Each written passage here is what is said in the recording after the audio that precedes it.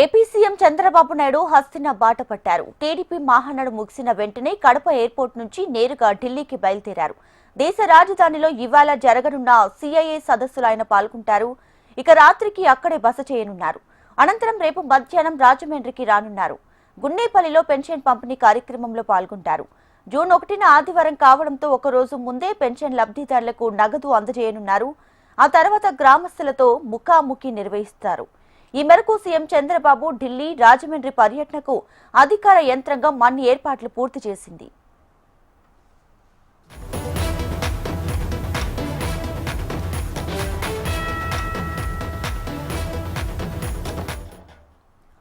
AP CM Chandrababu Naidu Hastina బాట పట్టారు. TDP Mahanadu ముగిసిన వెంటనే కడప ఎయిర్పోర్ట్ నుంచి నేరుగా ఢిల్లీకి బయలుదేరారు.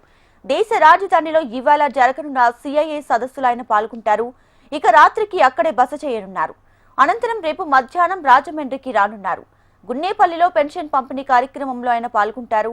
జూన్ 1న ఆదివారం కావడంతో ఒకరోజు ముందే పెన్షన్ లబ్ధిదారులకు నగదు అందజేయనున్నారు. ఆ తర్వాత గ్రామస్తులతో చంద్రబాబు ముఖాముఖి నిర్వహిస్తారు.